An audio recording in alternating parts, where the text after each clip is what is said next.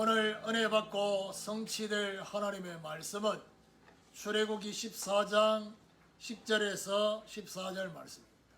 출애굽기 14장 10절에서 14절 제가 한 절 읽고 여러분 한 절 읽고 교독하겠습니다. 바로가 가까이 올 때에 이스라엘 자손이 눈을 들어본즉 애굽 사람들이 자기들 뒤에 이른지라. 이스라엘 자손이 심히 두려워하여 여호와께 부르짖고 그들이 또 모세에게 이르되 애굽에 멸장지가 없어서 당신이 우리를 이끌어내어 이 광야에서 죽게 하느냐. 어찌하여 당신이 우리를 애굽에서 이끌어내어 우리에게 이같이 하느냐. 우리가 애굽에서 당신에게 이른 말이 이것이 아니냐. 이러기를 우리를 내버려 두라. 우리가 애굽 사람을 섬길 것이라 하지 아니하더냐. 애굽 사람을 섬기는 것이 광야에서 죽는 것보다 낫겠노라. 모세가 백성에게 이르되 너희는 두려워하지 말고 가만히 서서 여호와께서 오늘 너희를 위하여 행하시는 구원을 보라. 너희가 오늘 본 애굽 사람을 영원히 다시 보지 아니하리라. 같이 읽읍시다. 여호와께서 너희를 위하여 싸우시리니 너희는 가만히 있을지니라. 교독한 말씀을 가지고 노예 근성의 삶이라는 제목으로 말씀을 증거하기로 합니다. 우리 옆에 분랑 인사합시다. 하나님의 함께하심 속에서 생각합시다. 하나님의 함께하심 속에서 생각합시다. 지난 주간에는 영적 노예의 상태라는 말씀을 우리가 받았습니다. 이 영적 노예의 상태가 오래되어지면 어떻게 되느냐. 출애굽 구원을 했음에도 구원을 받았음에도 여전히 영향을 주게 되고 받게 되는 것입니다. 결국 영적 노예의 상태가 노예 근성의 삶을 만들어낸다 라는 사실을 기억하셔야 됩니다. 그 말은 무슨 말이죠? 노예 근성의 삶에서 빠져나오려고 하면 근원적인 것은 영적 노예의 상태라는 것입니다. 그러면 노예 근성의 삶이 어떤 삶이냐? 본론에서 얘기하겠지만은 노예 근성의 삶은 결국 하나님이 원하시는 것 전혀 찾지 못하는 삶이다. 그렇게 볼 수 있습니다. 자, 그러다 보니까 결국에는 하나님이 원하시는 것을 전혀 찾지 못하는 이유가 뭘까?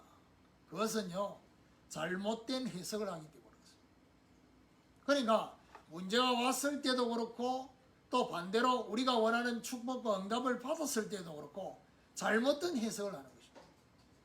잘못된 해석이란 말은 어디 속에서 해석하느냐가 중요합니다.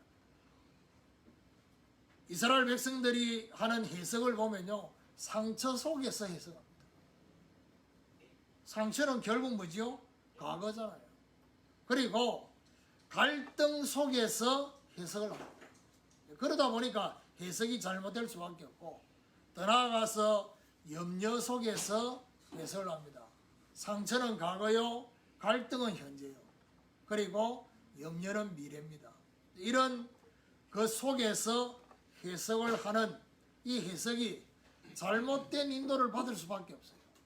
잘못된 선택과 결정을 할 수밖에 없어요. 그래서 어떤 면에서는 잘못된 선택과 결정을 한 것이 문제가 아니라 그보다 더 근원적인 것은 해석을 잘못했기 때문에 그렇습니다. 그래서 오늘 저와 여러분이 노예 근성의 삶에 있지 말고 하나님이 원하시는 삶으로 저와 여러분 가게 되는 축복이 있기를 예수 그리스도 이름으로 축원합니다. 자, 그럼 첫 번째로 노예 근성의 삶이 어떤 삶이냐? 첫 번째로 과거로 돌아가려 한다는 것입니다. 이것은 바로 노예 근성의 근원입니다. 노예 근성의 근원이 뭐냐? 문제만 생기면 과거로 자꾸 돌아가려고 합니다. 과거로 회귀하려고 하는. 평상시에는 괜찮은데 이상하게 문제만 생기면 과거로 돌아가는 이스라엘 백성들의 모습입니다. 오늘 출애굽기 14장에 홍해와 같은 문제를 만나면 이들이 뭐라고 말합니까? 애굽으로 돌아가서 그들을 섬기는 것이 낫다, 이렇게 말했습니다. 그리고 출애굽기 16장에 보면 먹을 것이 없는 광야를 만납니다. 뭐라고 뭐라고 말합니까? 노예 생활을 동경하고 미화시킵니다. 애굽에서 그야말로 고기 가마 곁에 있었다. 아주 고기를 풍성하게 먹었던 것처럼 이렇게 미화시켜서 생각하고 말합니다. 출애굽기 17장에 보면 마실 물이 없는 강야를 만납니다. 너비딤에서 어떻게 합니까? 하나님을 시험하고 하나님의 사람을 원망하는 그런 모습들을 볼 수 있습니다.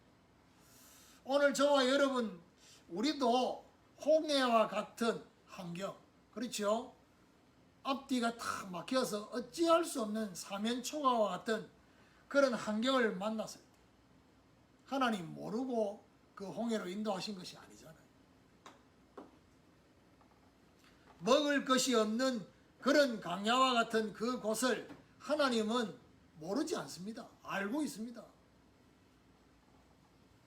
마실 물이 없는 강야 그 속에도 하나님은 하늘의 만나와 반석에서 나오는 물을 준비해 놨습니다.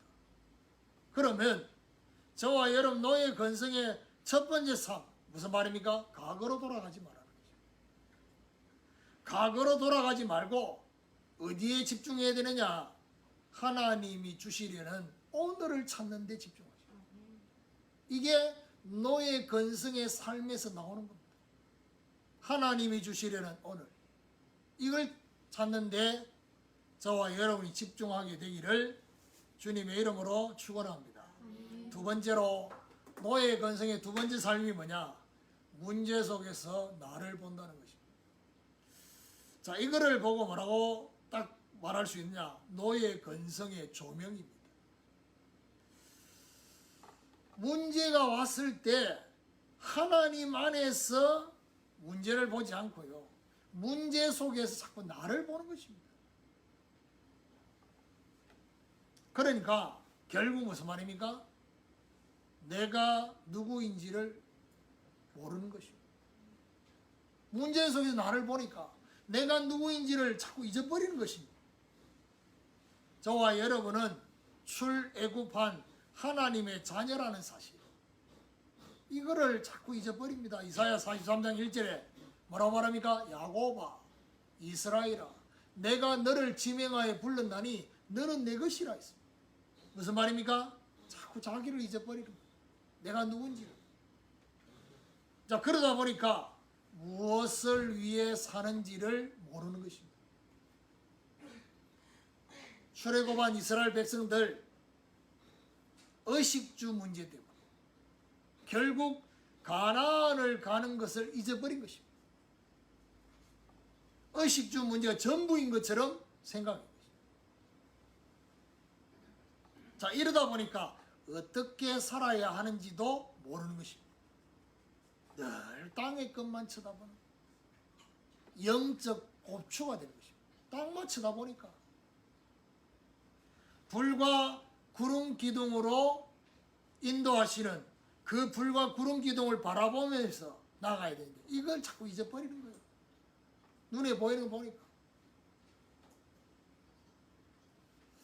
금쪽 상담소 지난 금요일 날 누가 나왔냐면요. 30몇 년 동안 그 발레 했던 김주원이라는 발레리나 이 사람이 나왔어요. 이 사람이 보니까 14살 때 러시아 가서 발레 배워가지고 국립 발레 그 쉽게 말하면 전속 무용수로 있다가 지금은 거의 뭐 원래 25주년인가 뭐 하여튼 뭐 그렇다는데 보면서 참 이제 뭐 그야말로 뭐지요 이게 허리가 나가고 척추가 나가고 막 이런 걸 통해서 너무 아프니까 그러니까 아픈 그 순간이 딱 왔을 때 그때 오랜만인가 이거는 오랜만이 아닙니다. 하늘을 보게 됐다. 그 말은 무슨 말이냐? 그야말로 몇십 년 동안 하늘을 쳐다보지 않고 살았다. 그러니까 하늘을 보는데 내가 보고 있는 하늘이 이런 하늘이었나 할 정도. 늘 땅에 것만 치고.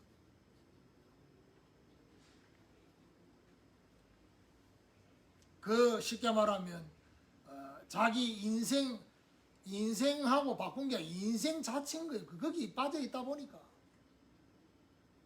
거기 그 무대에서 내려오는 자체가 뭐죠? 자기 인생이 끝나는 것처럼 생각하고. 발레리나 김주원 말고 인간 김주원이 있는데 그걸 생각을 못하고 있는 거예요. 참 안타깝다 할 정도로. 근데 마치 그 사람만 그런 게 아닙니다. 지금 대부분의 사람들이 내가 누군지, 무엇을 위해 살아야 되는지, 어떻게 살아야 되는지 모르고 살아갑니다. 오늘 저와 여러분 문제 속에서 나를 보지 말고, 문제 속에서 나만 보지 말고 하나님이 원하시는 나를 찾는데, 그렇죠? 하나님이 원하시는 나를 찾는데 뭐 해야 되느냐? 집중해야 되죠. 그런 거 있잖아요. 평상시 이렇게 좀 살면 괜찮아요. 근데 이상하게요. 사람 만나고 또 이런저런 여러 가지 그 소리 듣고 이러면요, 속이 시끄럽습니다. 속이 시끄러운데 문제는 뭐냐? 속이 시끄러운 거기서 자꾸 나를 쳐다보는 거예요. 그러다 보니까 잘못된 해석을 할 수밖에 없어요. 하나님이 원하시는 나. 이걸 찾는. 세 번째입니다. 노예 근성의 세 번째 삶이 뭐냐? 힘이 없어 포기하려 하는 것입니다. 이거는 바로 노예 근성의 적용입니다. 출애굽한 이스라엘 백성들 가나안을 갑니다. 언약 성취의 그 여정이라는 사실을 잊어버린 거예요. 자, 그러다 보니까 자꾸 힘이 없어서 포기하려고 합니다. 정탐을 보내놨더니 12명의 정탐꾼을 보내놨더니 가나안의 세상이 너무나 크게 보이는 것입니다. 뭐라고 말하냐? 그들은 거인이다 했어요. 그들에 비하면 우리는 메뚜기 같다 했어요. 이걸 보고 메뚜기 자아상이라 했어요. 근데 웃기는 거는요,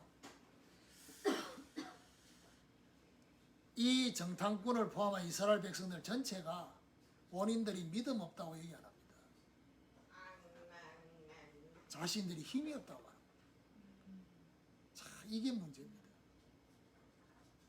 믿음이 없다라고 말하면 하나님은 믿음 달라고라고도 기도할 낀데 믿음 없다고 말 안 하고 본인들이 힘이 없다라고 생각하면서 포기하는 겁니다. 민수기 14장이 뭐라고 말합니까? 돌아가자고 합니다. 여러분, 가나안 정복에 대한 착각이 뭔지 압니까? 하나님이 저와 여러분을 통해서 하시고자 하는 그 사명의 일에 대한 우리의 착각이 뭔지 압니까? 자신들의 힘을 기준으로 생각하는 이게 착각입니다. 여러분, 하나님의 일은 하나님이 하십니다. 하나님의 일은 모세 보고 말합니까?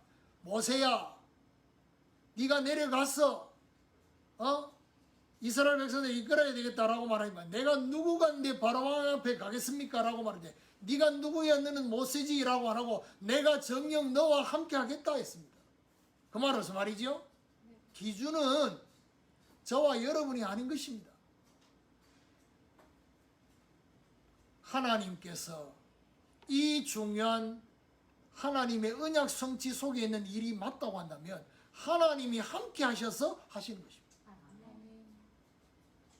착각하지 말아야 돼요. 내가 힘이 없었어. 내가 부족했어. 나는 너무 작았어. 그래서 자꾸 포기하려고 하는 것입니다. 어떻게 해요? 힘이 없는 저와 여러분 자신을 보지 말고 언약을 성취하시는, 언약 성취를 위해서 함께 하시는 하나님께 집중하시는, 이게 바로 노예 건성의 삶에서 빠져나오는 비밀. 오늘 이 말씀을 듣고 있는 우리 성도들 정확하게 생각하시오.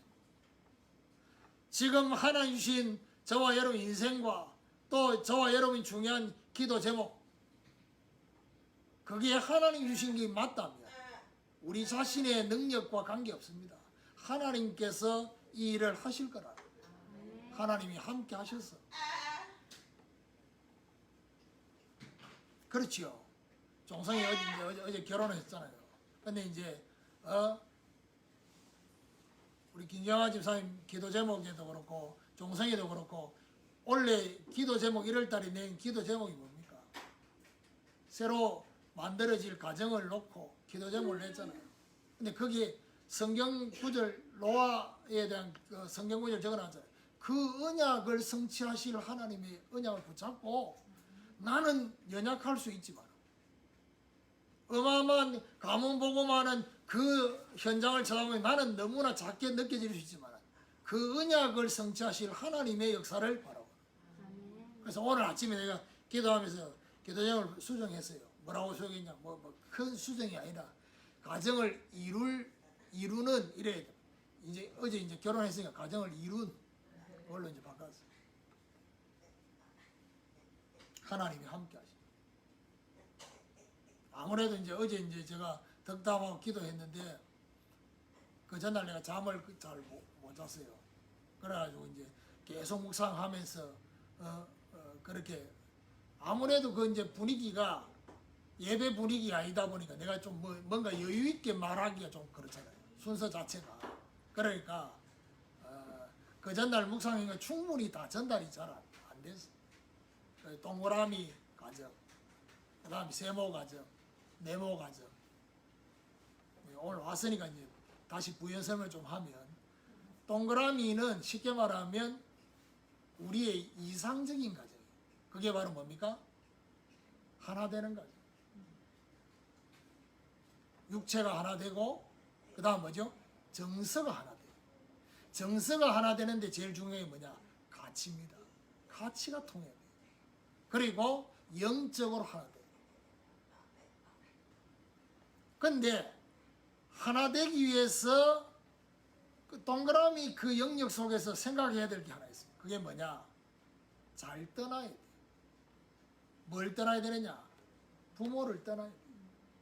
근데 제가 어제 잠깐 얘기했지만은요. 대부분의 우리나라 사람들이나 대부분의 부모들은 어떻게 합니까? 딸이 시집을 간다 하잖아요. 그 말은 무슨 말이죠? 부모를 떠나는 것은 아들이 아니고 딸이라. 근데 성경은 반대로 했어요. 아담이 하와와 결혼하는 그 순간에 말하느냐? 남자가 부모를 떠나 그 아내와 하나 됐다 했어요. 왜 이거 기록 해놨겠습니까? 생각 안 해봤겠지요. 어떤 면에서 가정의 중요한 하나님의 질서 속에 두 사람이 인격은 동등하고 선택과 결정할 때는 서로 같은 그 생각을 가지고 위치에서 얘기하지만은 가정의 쉽게 말하면 머리가 남자잖아요. 그러니까 누가 더 부모를 떠나는 것을 잘해야 되느냐? 여자보다 남자가 잘 떠나야 돼. 그래서 그걸 기록해놓고. 그거에 내가 설명하기 어렵잖아요. 지금 시간도 한정되어 있는데. 그런 얘기를 안 했어. 그래만 얘기하고. 그 다음에 뭐죠? 세모 가정은 뭐죠? 꼭지점을 향해서 두 사람이 같은 곳을 쳐다보면요. 시간이 갈수록 더 깊어지는. 근데 갈수록 멀어지는 부부가 어떤 부부냐? 서로만 쳐다보는. 하나님을 향해서 같이 쳐다보는. 그래서 이제 혼자 생각했습니다. 여러분, 뭐 결혼해가지고 뭐 결혼 신혼 때는요 서로만 쳐다봐도 좋아요. 안 멀어져. 그때는 좋아. 근데 이제 이게 이제 서로만 쳐다보는 게 막 부담되고 힘들 때 언제냐? 50대. 근데 웃기는 거는요 아내보다도 50대 되면 누가 더 심해지느냐? 남편들이 아내를 쳐다보는 게 더 심해져요. 그래서 오죽했으면 그런 말 있잖아요. 자기 집에 가면 아내, 와이프 뭐 그 말 있다고. 그 아내를 통칭하는 말들이 있잖아요. 그것만 있다고. 그러니까 이제 계속 자기만 쳐다보는 이 남편들을 보면서 아내들이 스트레스 받지. 근데 하나님 바라보면서. 그래서 결국 어떻게 됩니까? 하나님을 바라보면서 하나님과 함께 이해하고 하나님과 함께 공감하고 하나님과 함께 배려하는 목적은 뭐냐? 이제 요걸 내가 묵상을 했는데 어제 얘기를 못했어요. 목적은 뭐냐? 사랑이 아닙니다. 사랑은 기본이에요. 가장 중요한 목적은 뭐냐? 그 사람을 얻는 것입니다. 사랑의 최고의 경지가 뭐냐? 상대를 얻는 거예요. 결혼을 했지만은, 잘 들으세요. 결혼을 했지만은 상대를 얻지 못하고 사는 사람이 90%입니다. 어떤 면에서 99%입니다. 사랑하기 때문에 살지. 그 사람을 얻는다는 것은 다른 차원이에요. 그 다음 세 번째가 뭐냐? 네모 과정이에요. 네모 과정. 네모는 뭐냐? 여러분, 네모는 삼각형을 2개 만들 수 있습니다. 그러니까 무슨 말이냐 하면 삼각형의 결과로 생겨지는 면이에요. 그거는 바로 뭐죠? 후대. 그리고 가족들. 그러니까 하나님을 바라보는 그 원리 속에서 생겨지는 것들을 똑같은 원리로 바라는 거예요. 그게 네모예요. 그러면서 제가 결론에서 그 얘기 했잖아요. 성경에 보니까 아내들이 남편을 존경해라. 좀 더 심한 말은 복종하라는 게, 그거는 막 듣기 싫으니까 존경하라는 말이 있습니다. 그리고 남편들아, 아내를 사랑하라 했습니다. 그죠? 어제는 반대로 얘기했죠.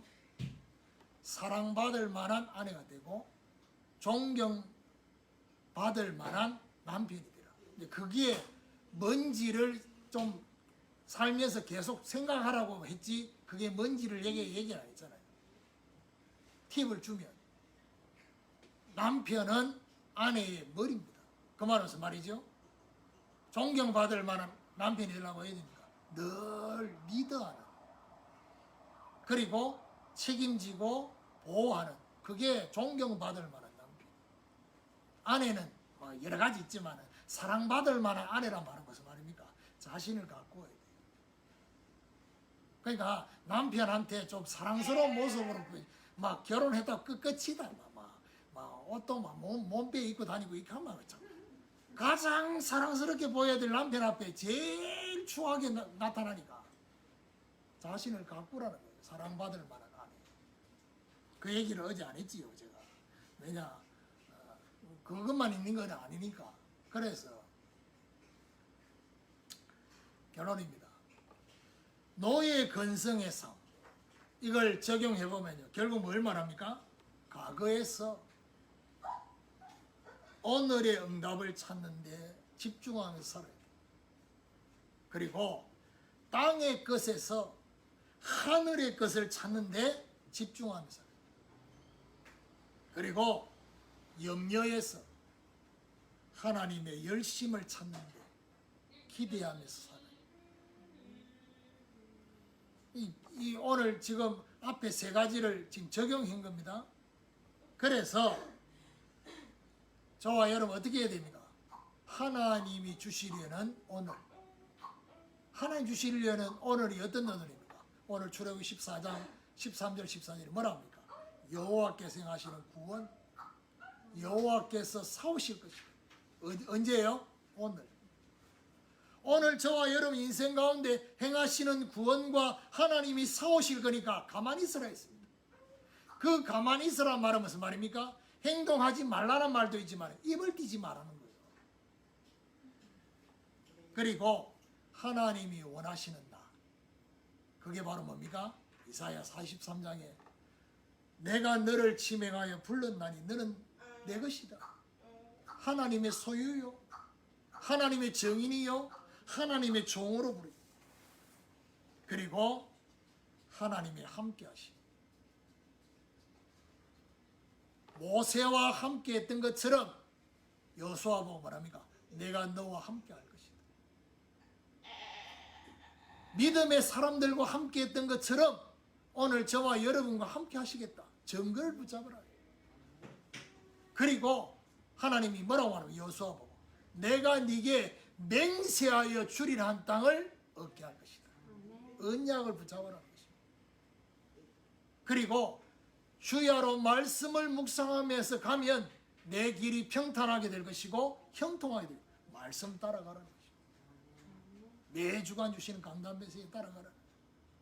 이런 중요한 하나님의 역사가 저와 여러분이 일어나게 되기를 예수 그리스도 이름으로 축원합니다.